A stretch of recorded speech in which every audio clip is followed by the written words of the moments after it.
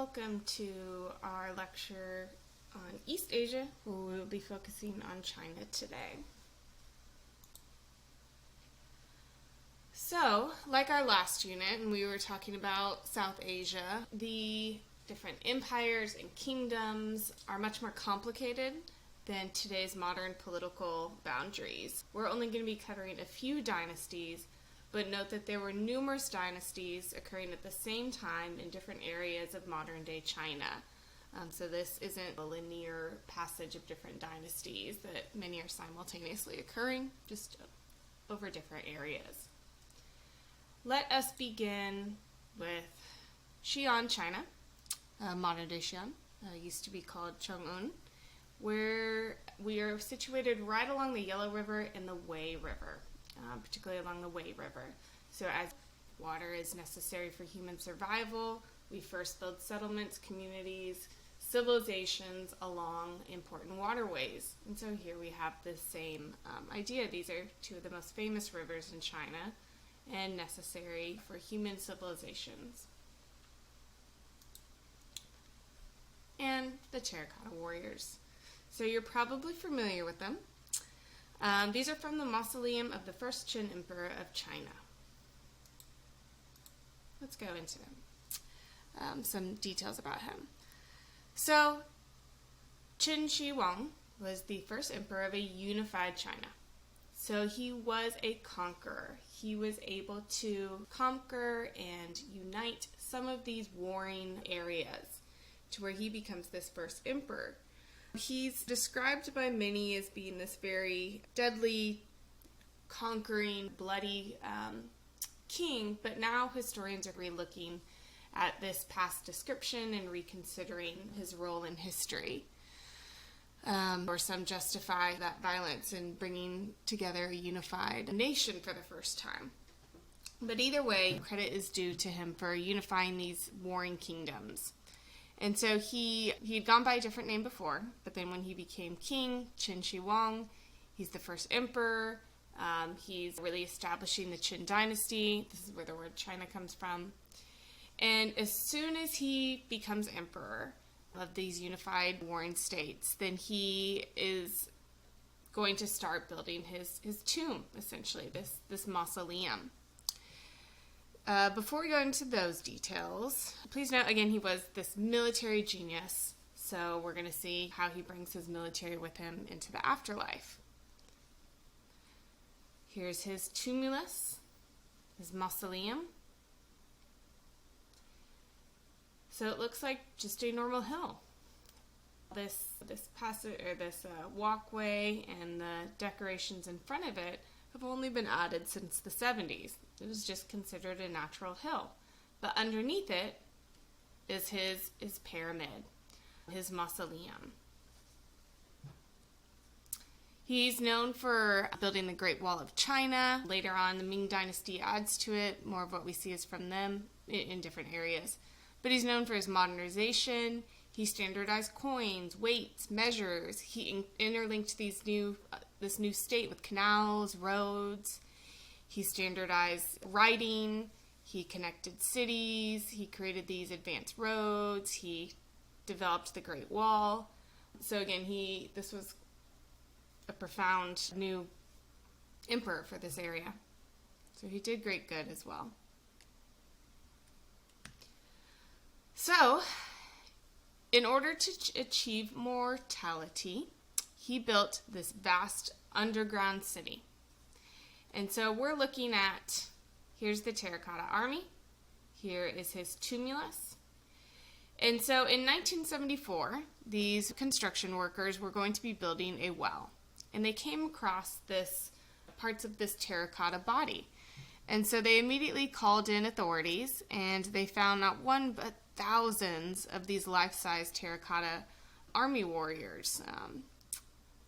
This has been one of the biggest archaeological discoveries of the 20th century, arguably.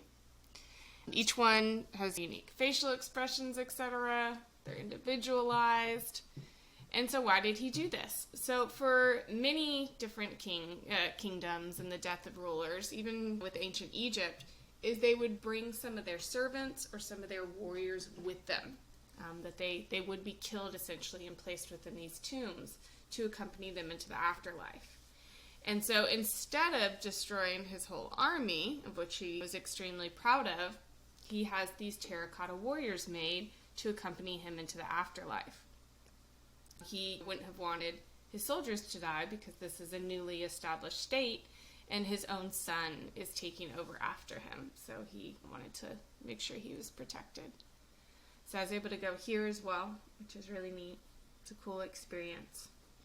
And so here we have our terracotta warriors. Now, why was he making these? So A, for the afterlife, but also remember, anything religious, especially large, is also political. So he's wanting his army to be remembered, this triumph of his military genius. And again, there's substitutes for what were previously more human sacrifices made. So it's this sprawling citadel, and we've only unearthed a small amount of it. These pits that have been uncovered are only some of many. So archaeologists estimate there's about 8,000 terracotta figures, and we have yet to uncover all of them.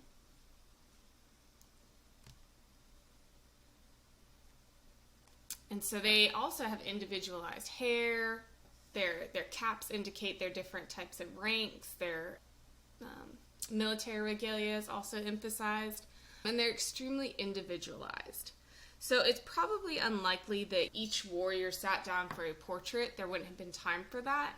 But these artisans made an extreme effort to make sure that each of these figures are individualized. Again, in the past, you would have been taking real people with you. So now they're still trying to represent individual people. Many of the figures held real weapons of the time, like bronze swords, longbows, arrows, spears, daggers, axes, these long shafted weapons. And they were treated to make them resistant to rust and corrosion, so that after 2,000 years later, when they've been uncovered, they're still sharp. So these terracotta warriors also would have been brightly painted, and then they also had a lacquer on them for protective reasons. So they were meant to last a long time. He's taking them into his immortal afterlife. So lucky for us, though the paint hasn't lasted, or even when it was uncovered and exposed, some of it flakes off immediately. But they're lined up for battle. They're prepared, in other words, in these different pits. And they're arranged in a specific manner. They would have charioteers behind the horses, etc. They're lined up and ready. Again, so we have as many as 8,000 figures. At least those are the estimates. You see some were found in pieces. Here's a bronze chariot with bronze horses, indicating their rank. The rank of this charioteer. Some other terracotta horses. This is also one of our first instances of an assembly line, where they were molded in parts and then put together.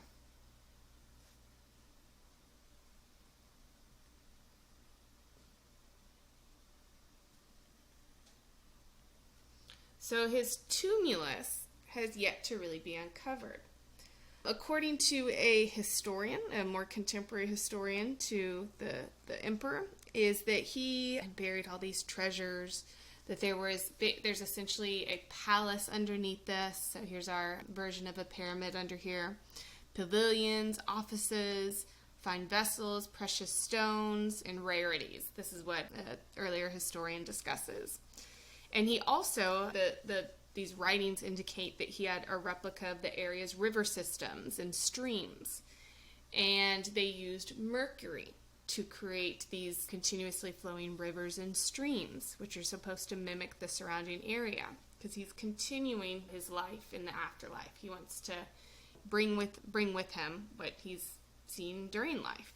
He started this tomb as soon as he became emperor, and he wanted to continue this luxurious life. But modern tests reveal that they're usually extremely high concentrations of mercury, So that's why this tumulus has not been excavated, is because of the mercury. So it's likely that much of these earlier descriptions are correct due to modern testing. Here we have the terracotta warriors, meant to protect him in the afterlife.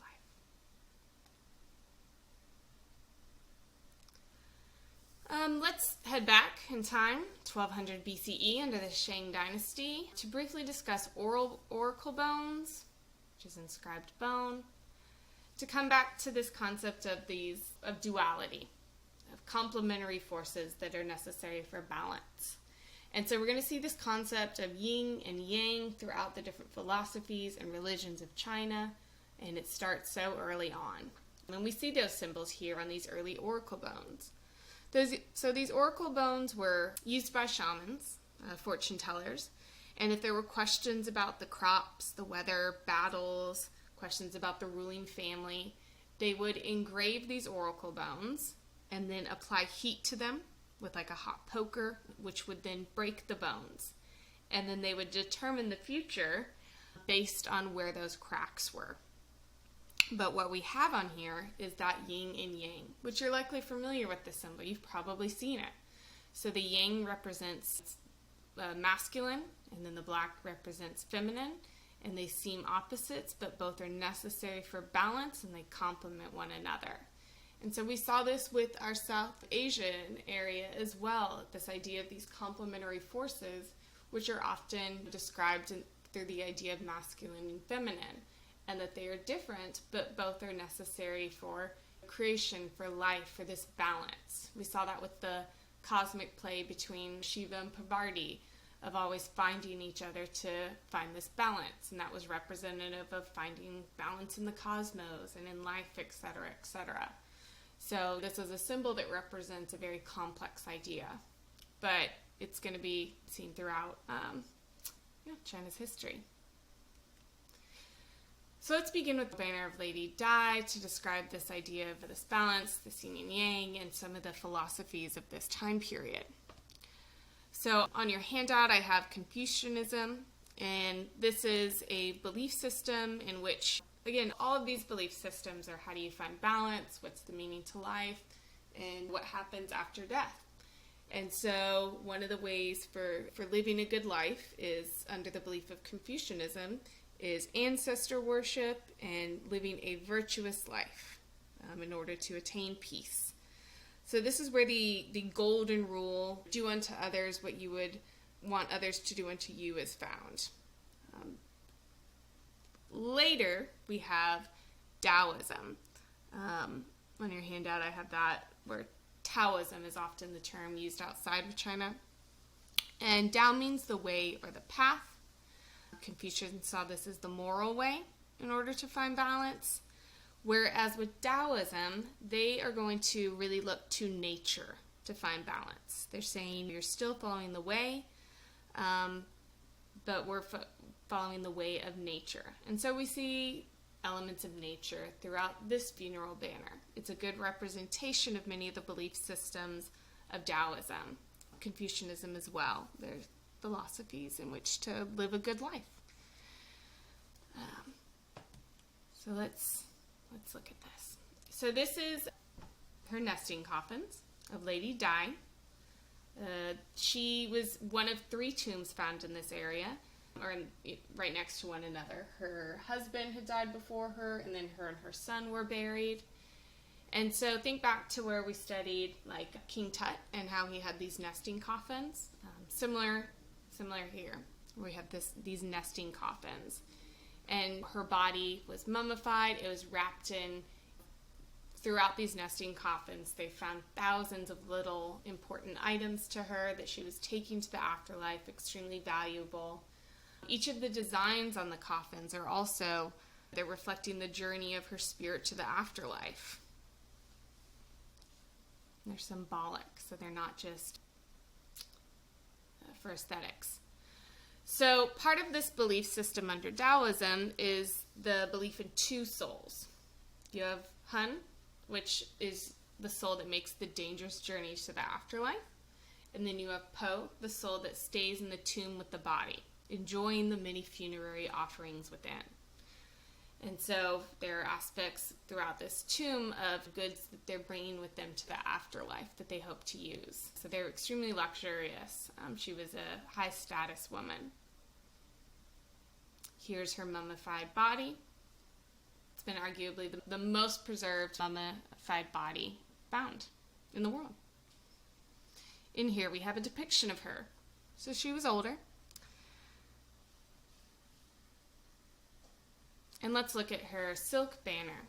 So this banner would have been carried in front of the funeral procession and then draped upon her main coffin. They were used to attract the spirit of the deceased back to its tomb, or to its tomb, for this procession where you'd be going to the tomb, so it can properly start on the afterlife, while the other soul would remain on earth. So the banner's design is split between the left side is yin, right side is yang, and horizontally we're going to look at these different bands of heaven, of earth, and of the underworld. So it pretty much narrates her journey to heaven, as well as there's aspects of the Queen Mother that she's trying to get to. So on the left we have elements of yin. We have this crescent moon, this frog. On the right, elements of yang with this moon, as well as the other moons, and a crow. And so, yeah, the crescent moon with the toad. There's also a jade rabbit right here. So these are all symbolic of the afterlife, as yin and yang, etc. And over here we have what's called the 10 suns. The 10 suns and the sun crow. So right yang. And these are all symbols that would have been easily recognizable to those practicing this belief system. And we also have this dragon body where it's interacting with this figure. And all of these elements are helping to guide to the immortal afterlife. We have these feline creatures again. They're in this more protective stance.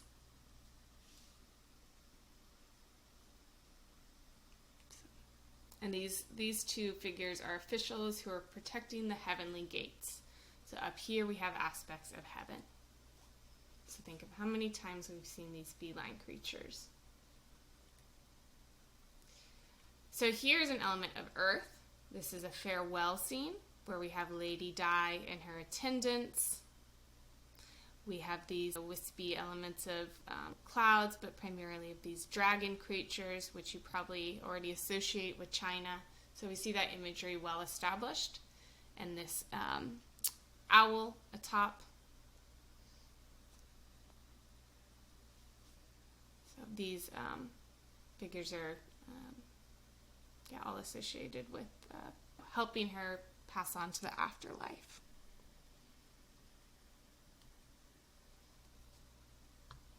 So here's a close-up of her. This elaborate robe. These wispy clouds are also associated with the afterlife. So separating this boundary between life and the afterlife are these two interwoven dragons.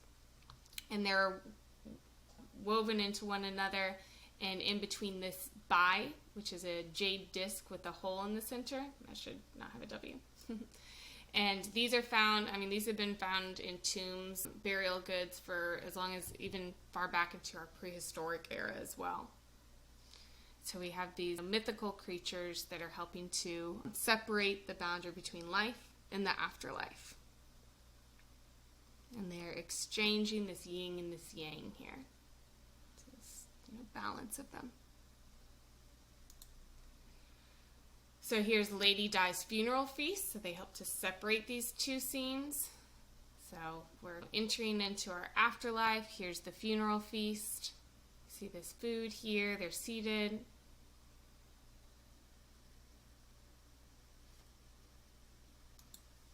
And here we have the underworld, in which we have this Telemon, or the spiritual dwarf, holding up the floor of the earth, flanked by these dragons and other types of mythical beings and creatures. And the two underneath are in the circular, again, this yin and yang duality that we keep seeing emphasized.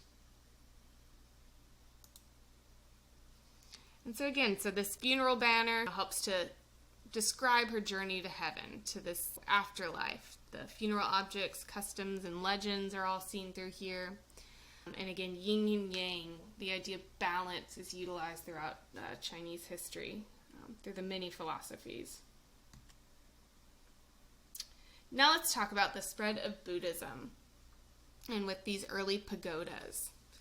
So the arrival of Buddhism from India brought not only the ideas of Buddhism, but also some of the architecture. So if we compare the pagoda with this one, this brick and mortar one, is pulling off of our stupa complex that we had already seen. This is the Chinese version of it. So we can see it's been lengthened upward, and this will further develop. It's the oldest pagoda in all of China. So it's this fusion of an India stupa with a traditional Chinese multi-tiered tower. In here we have the oldest brick and... Oh, here. Oops, I didn't change the title. So this is on your handout, but here's our oldest wooden pagoda of the Fagong Temple. It's the oldest and the tallest multi-storied structure in the world. So we see the spread of Buddhism through architecture and, of course, through the actual Buddhist relics that we see, or Buddhist structures that we see. So here we have the Longmen Grottos. Grottos are more shallow caves. Sometimes it's called the Longmen Caves, but these are much more shallow than other ones, such as the one from Hindu art that we studied. And so they're pulling these same belief systems that we saw in Buddhism, where we recognize the elements of the Buddha. We see the top knot, the longer ears, the drapery, the seated position in meditation, as well as different aspects of the Buddha, previous lives, etc. You can see how enormous these sculptures are. And so we do have this spread of Buddhism here.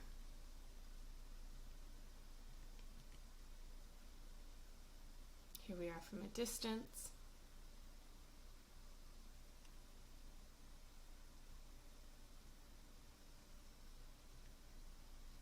And so here we see these guardian figures. We're going to come back to this idea of these guardian figures, where they're ferocious looking, or at least the one on the right, ferocious looking. He's extremely muscular.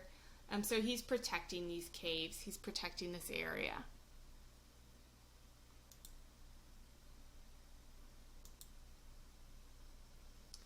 Here is Fan Quan, Travelers Amongst Mountains and Streams from the Song Dynasty.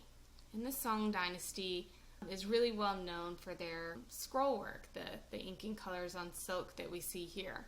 Fan Quan is probably the most famous one from this area.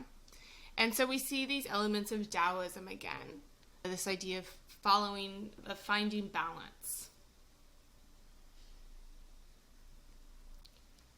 Now, Fan Quan was part of the reason for him being so prolific is because he became this hermit.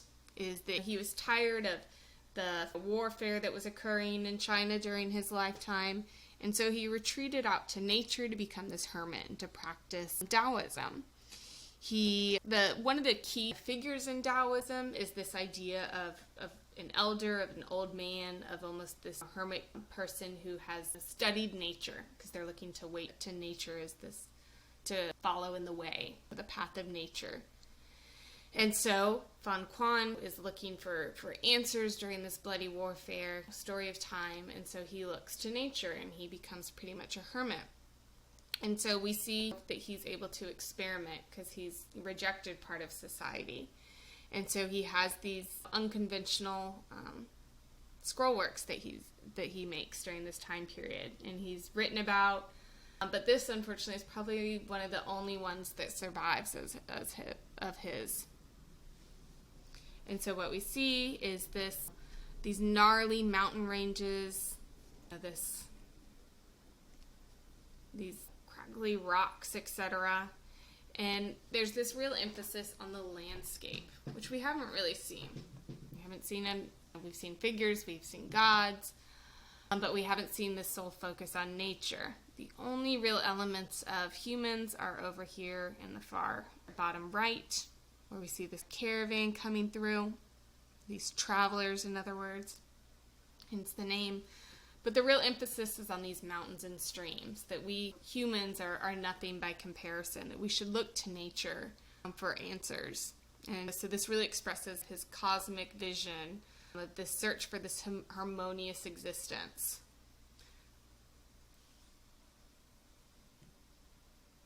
Another close-up.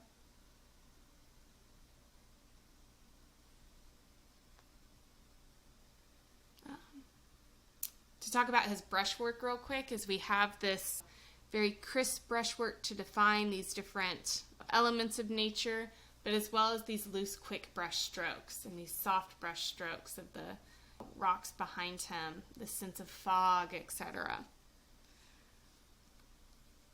So it's meant to also encourage contemplation.